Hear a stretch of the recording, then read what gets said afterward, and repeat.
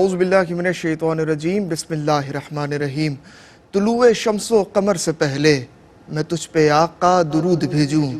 طلوع شمس و قمر سے پہلے میں تجھ پہ آقا درود بھیجوں، ہر ایک شام و سحر سے پہلے میں تجھ پہ آقا درود بھیجوں، اور سفر کا آغاز جب میں کروں میرے لب پہ ہو نام تیرا، پلٹ کے آؤں تو گھر سے پہلے میں تجھ پہ آقا درود بھیجوں۔ خدا کی بھیجی کتاب ہے تو، میرا تو سارا نصاب ہے تو، حصول علم و ہنر سے پہلے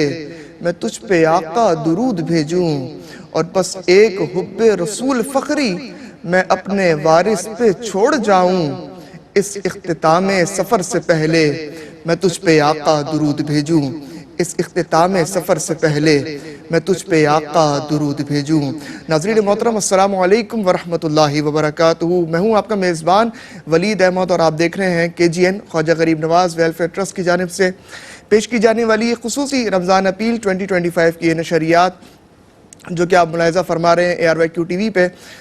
الحمدللہ گزشتہ کئی سال سے KGN خواجہ غریب نواز انسانیتی خدمت کرتا آ رہا ہے۔ جیسا کہ آپ جانتے ہیں، چاہے کوئی بھی موقع ہو، رمضان المبارک کا موقع ہو، عید قربان کا موقع ہو، موسم سرما کا موقع ہو، یا کوئی قدرتی آفات ہمارے اوپر اگرچہ آ جاتی ہے، اللہ نہ کرے سیلاب، زلزلہ، تو ان تمام موقعوں پہ الحمدللہ KGN کے والنٹیئرز جو وہ موجود رہتے ہیں، اور گلی گلی ایسے لوگوں کو تلاش کرتے ہیں جو کہ غریب ہیں، مسکین ہیں، یتیم ہیں، یا بیوہ عورتیں، یا ایسے سفید پوش لوگ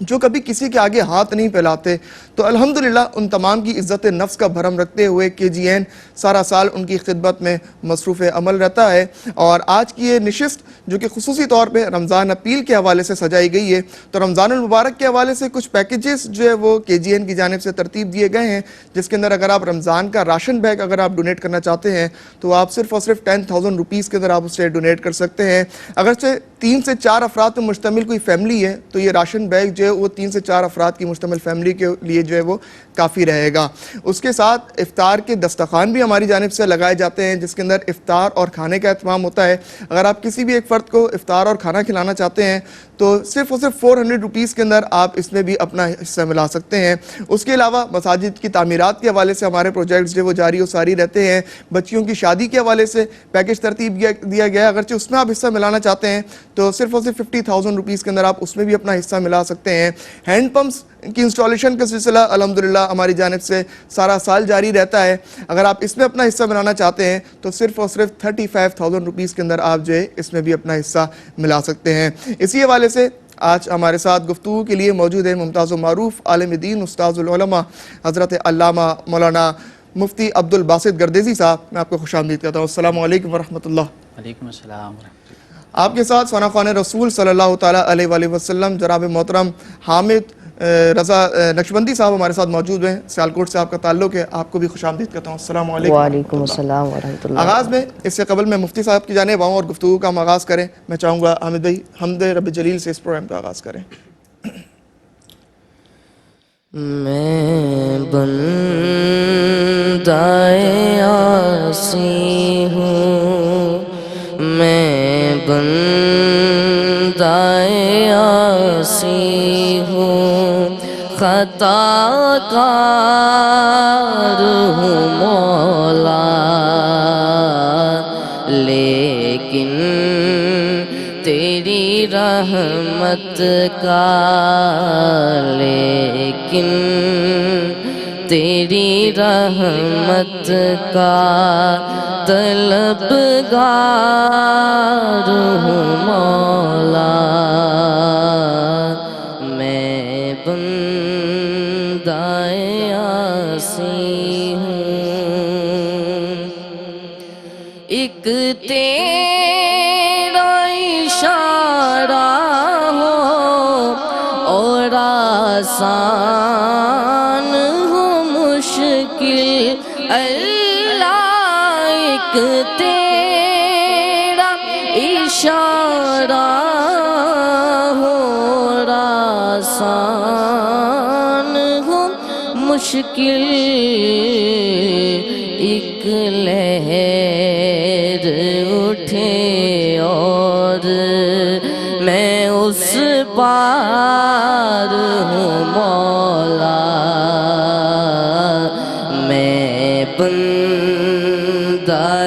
عاصی ہوں خطا کار ہوں مولا لیکن تیری رحمت کا لیکن تیری رحمت کا طلبگار ہوں مولا میں بندۂ عاصی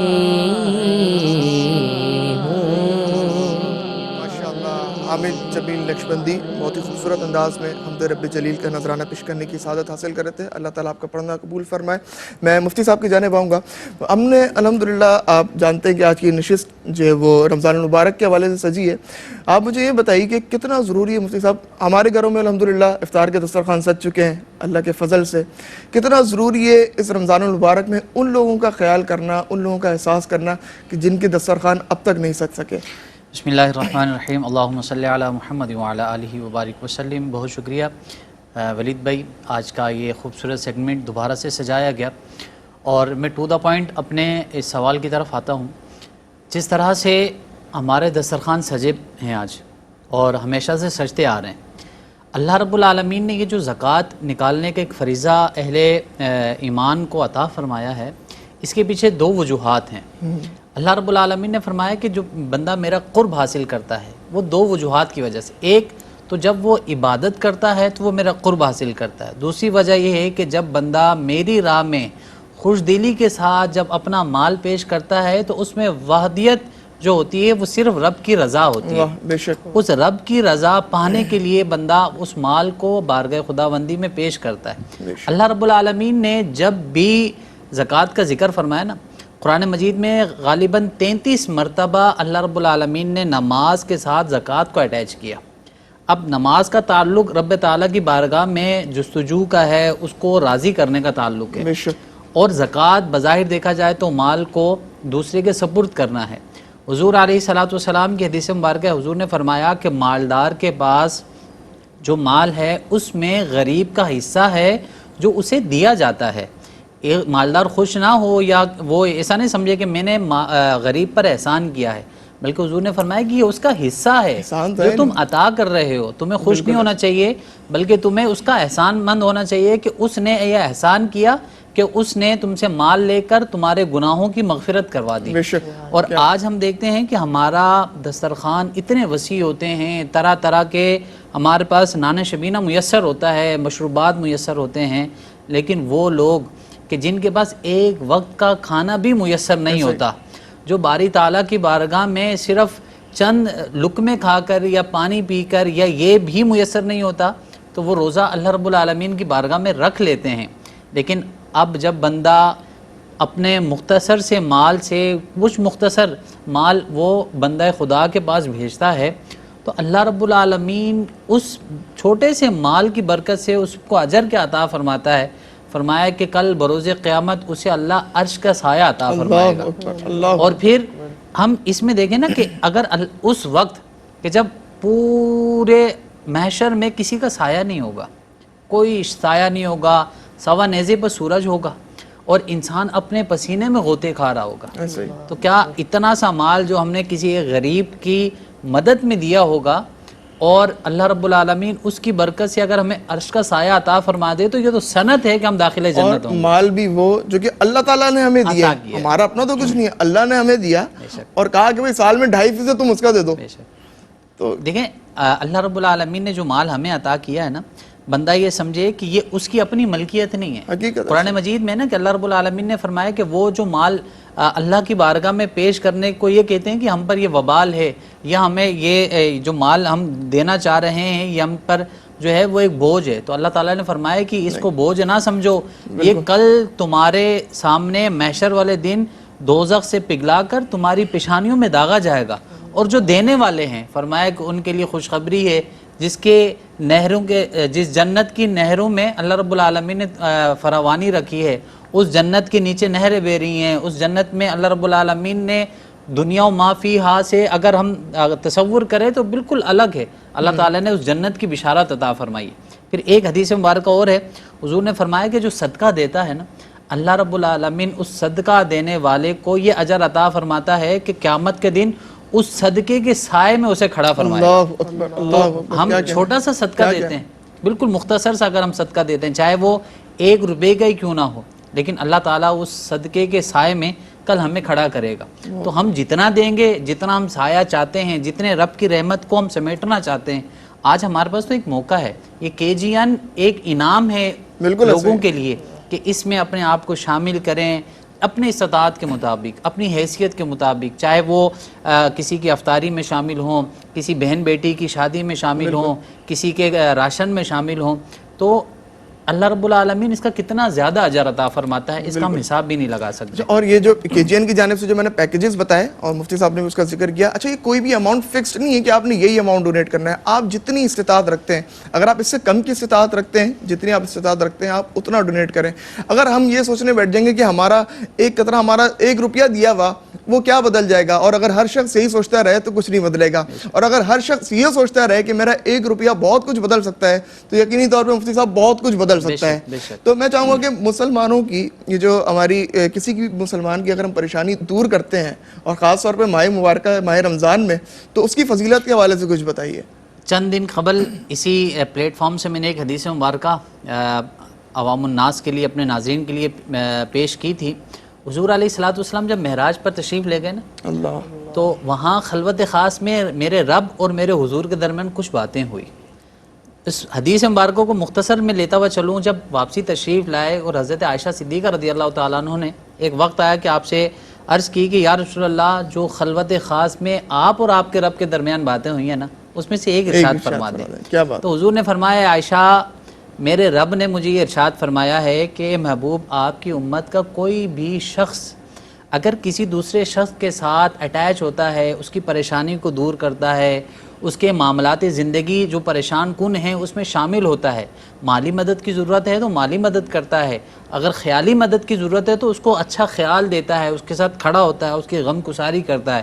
تو حضور فرماتے ہیں کہ میرے رب فرماتا ہے کہ ایسے شخص کو میں کل بروز قیامت بغیر حساب و کتاب لیے جنت عطا کر دوں۔ اللہ تو اس سے بڑی اور نعمت ہمیں کیا چاہیے، اس سے بڑی اور فضیلت ہمیں کیا چاہیے کہ یہ تو بشارت ہے، یہ تو سند ہے ہمارے پاس کہ اگر ہم آج راہ خدا میں ایک قطرہ بھی اگر عطا کرتے ہیں، کسی پریشان کن حال بندے کے ساتھ اپنے آپ کو شامل کرتے ہیں۔ دیکھیں جس طرح سے یہ ہمارا ایک پلیٹ فارم ہے، اس میں ہمارے پاس ہزاروں ایسے افراد ہیں، خواتین، بچیاں، بچے، کہ جو اس ٹائم مشکلات کا شکار ہیں۔ بچیاں ہیں تو وہ شادی کے لیے پریشان ہیں، بچے ہیں تو کوئی معذوری میں یا ان کے پاس کھانا میسر نہیں ہے، ہماری بیوائیں جو اس ٹائم موجود ہیں ان کے حالات کیا ہیں۔ تو اس وقت اگر ہم ان اشخاص کی مدد کرتے ہیں تو یقیناً اللہ تعالی ہمیں بھی اسی کیٹیگری میں شامل فرمائے گا جس کے بارے میں حضور نے ارشاد فرمایا ہے۔ تو آج ہم مل کر اس میں شامل ہوں، چاہے وہ جیسے آپ نے فرمایا نا کہ ضروری نہیں کہ ہم اس بات پہ پریشان رہیں کہ اتنا بڑا پیکیج ہی ہم دیں گے، آپ کی استطاعت جتنی ہے آپ اتنا دیں، آپ کو اللہ تعالیٰ اس سے بڑھ چڑھ کر عطا فرمائے گا۔ اور نبی پاک صلی اللہ علیہ وسلم کی حدیث مبارکہ بھی ہے کہ جو شخص اللہ رب العالمین نے فرمایا کہ جو شخص جو ہے اگرچہ کسی مسلمان بھائی کی اپنی مدد میں لگ جائے گا تو اللہ تعالیٰ اس کی مدد میں لگ جائے گا۔ بے شک بے شک۔ تو یہ ایک آسان سمپل سا ایک فارمولہ ہمیں مل گیا ہے، نبی پاک صلی اللہ علیہ وسلم نے بتا دیا اگر تم اللہ تعالیٰ کی مدد حاصل کرنا چاہتے ہو تو مخلوق خدا کی مدد میں لگ جاؤ۔ بالکل، دیکھیں نا حضور علیہ الصلوۃ والسلام کی احادیث مبارکہ اگر مخلوقات کی مدد کے بارے میں دیکھیں تو حضور نے سب سے زیادہ زور امت مسلمہ میں غرباء، یتیم اور مساکین کے بارے میں فرمایا۔ آپ جہاں پر بھی مدد کا لحاظ سے دیکھیں گے یا کسی دوسرے شخص کے اس طرح کمزوری دیکھیں گے نا کہ اس کو کس طرح سے ہمیں جو ہے وہ اپنے آپ کے ساتھ اٹیچ کرنا چاہیے، تو حضور نے سب سے زیادہ زور دیا کہ غریب کے ساتھ، یتیم کے ساتھ، مسکین کے ساتھ۔ حضور علیہ الصلوۃ والسلام عیدگاہ کی طرف تشریف فرما ہو رہے تو آپ دیکھتے ہیں کہ جب بچے کھیل رہے ہیں ایک بچہ خاموش بیٹھا ہے۔ آج ہم بھی دیکھیں نا کہ ہم چند دن بعد خوشی بنائیں گے، ہم اپنے بچوں کے لیے ایکسپینسیو چیزیں خریدیں گے، ان کے لیے بچی ہے تو اس کے لیے، بچہ ہے تو اس کے لیے، لیکن حضور نے فرمایا کہ وہ بچہ بالکل معصومیت کی طرح بیٹھا تھا۔ حضور نے فرمایا کہ بچے سے ارشاد فرمایا کہ کیا تمہارے کپڑے پہنانے کے لیے کوئی نہیں ہے؟ تو اس نے کہا کہ میں یتیم ہوں، میرا کوئی نہیں ہے۔ تو حضور علیہ السلام نے اپنے دست سے شفقت فرمایا اور اس سے فرمانے لگے کہ کیا تمہیں گوارا نہیں کہ تمہاری ماں فاطمہ ہو، تمہارا باپ جو ہے وہ علی ہو، تمہارا نانا تمہارا دادا جو ہے وہ محمد صلی اللہ علیہ وسلم ہو، تمہارے بھائی حسن و حسین ہو۔ پھر حضور علیہ السلام اس بچے کو حضرت فاطمہ الزہرا سلام اللہ علیہ کے پاس تشریف لے جاتے ہیں اور وہاں ارشاد فرماتے ہیں کہ اس کو تیار کرو، اور اس کو تیار کرنے کے بعد اس کو وہ کپڑے پہناؤ جو حسن و حسین نے پہنے، بلکہ ان کے کپڑے حسن و حسین رضی اللہ تعالیٰ عنہ کے کپڑے اس بچے کو پہنائے جاتے ہیں۔ تو اس بات سے اندازہ لگایا جائے کہ اللہ تعالیٰ رب العالمین نے اور حضور علیہ السلام کی ذات بابرکات نے یتیم مسکین غرباء کی کتنی فکر کی ہے۔ اور حضور علیہ السلام نے ارشاد فرمایا کہ یہ جو غریب ہے نا، یہ جو یتیم ہے، یہ اللہ رب العالمین کا کنبہ ہے، یہ اللہ رب العالمین کا خاندان ہے، تو اگر اس کی کوئی مدد نہیں کرتا نا تو کل بروز قیامت اس کا جواب دینا پڑے گا۔ بہت خوب مفتی صاحب، بہت شکریہ، آپ نے اپنے قیمتی وقت میں سے وقت نکالا اور بہت خوبصورت آپ نے گفتگو فرمائی۔ ناظرین محترم، ایک بار پھر میں آپ کو بتاتا چلوں کہ KGN کی رمضان اپیل 2025 میں ایک بار پھر KGN کی جانب سے کچھ پیکیجز ترتیب دیے گئے، میں آپ کے سامنے پیش کرتا چلوں۔ اگرچہ آپ رمضان المبارک کے راشن کے پیکیج میں اگر آپ حصہ ملانا چاہتے ہیں کہ راشن بیگ 10,000 روپیز کا ایک راشن بیگ ہے جو کہ وہ ڈونیٹ کیا جا رہا ہے، اگر سے 3 سے 4 افراد پہ مشتمل کوئی فیملی ہے تو اس کے لیے وہ 10,000 روپیز کا راشن بیگ کافی رہے گا۔ اس کے علاوہ افطار کے دسترخوان ہماری جانب سے لگائے جاتے ہیں جس میں افطار اور کھانا دونوں چیزیں کھلائی جاتی ہیں۔ اگر آپ اس میں حصہ ملانا چاہتے ہیں، کسی بھی ایک فرد کو آپ کھانا اور افطار دونوں چیزیں کرانا چاہتے ہیں تو صرف اور صرف آپ 400 روپیز میں آپ یہ بھی کروا سکتے ہیں۔ اس کے علاوہ اگر سے آپ بچیوں کی شادی کے سلسلے میں اس میں اپنا حصہ ملانا چاہتے ہیں تو 50,000 روپیز کا ایک پیکیج ترتیب دیا گیا ہے KGN کی جانب سے، اس میں بھی آپ اپنا حصہ ملا سکتے ہیں۔ اور ہینڈ پمپس کی انسٹالیشن جو کہ سارا سال سے الحمدللہ KGN کی جانب سے یہ سلسلہ چلتا آ رہا ہے، اگر آپ اس میں اپنا حصہ ملانا چاہتے ہیں تو 35,000 روپیز کے اندر آپ اس میں بھی اپنا حصہ ملا سکتے ہیں۔ ایک بار پھر میں آپ سے یہ عرض کرتا چلوں کہ یہ کوئی بھی اماؤنٹ فکسڈ اماؤنٹ نہیں ہے، آپ اپنی استطاعت کے مطابق جتنا اللہ رب العالمین نے آپ کو عطا کیا ہے آپ اپنی استطاعت کے مطابق اس میں ضرور حصہ ملائیے۔ اور KGN آپ کو صدا دے رہا ہے رمضان المبارک کے پر نور پر رونق پر مسرت موقع پہ، جہاں پہ اللہ رب العالمین نے اپنے بندوں کے لیے بخشش کے دروازے کھول دیے ہیں۔ اللہ رب العالمین نے کہا ہے کہ ہے کوئی جو کہ اپنے گناہ کو بخشوا سکے؟ تو ناظرین محترم، یہ بہت آسان اور سمپل سا فارمولا ہے کہ ہم مخلوق خدا کی مدد میں لگ جائیں، ان کی خدمت میں لگ جائیں، اللہ رب العالمین ہماری مدد میں لگ جائے گا۔ اسی کے ساتھ میں حامد جمیل لشمندی صاحب ہمارے ساتھ موجود ہیں، میں آپ سے گزارش کروں گا کہ آخر میں ہم کلام شامل کریں گے، اور اسی کے ساتھ اپنے میزبان ولید احمد کو اجازت دیجیے۔ اللہ نے کے بعد میں تو مر جاتا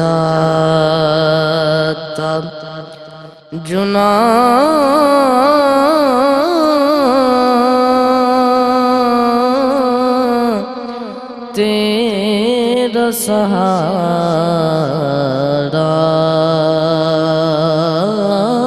ملتا،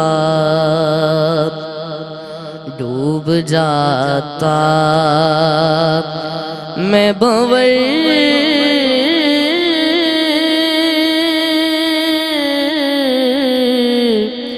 میں نہ کنارہ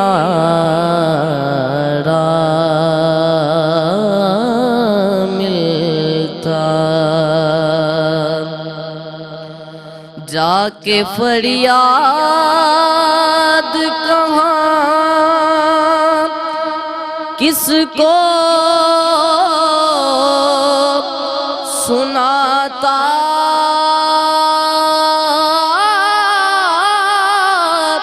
اپنی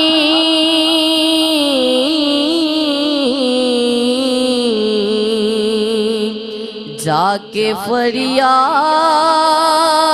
کہاں کس کو سناتا، اپنی میرے آقا اگر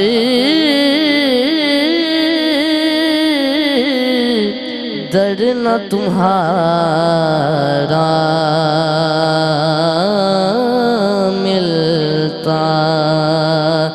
میرے آقا اگر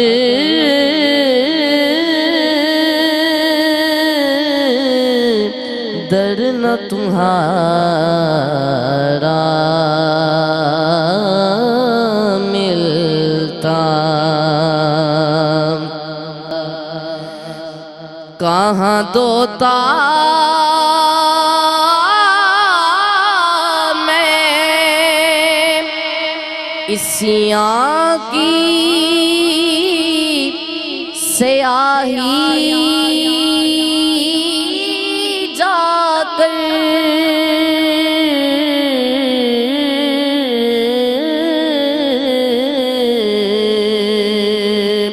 کہاں دوتا میں اسیاں کی سیاہی جا کر، تیری رحمت کا اگر مجھ کو نہ دارا ملتا۔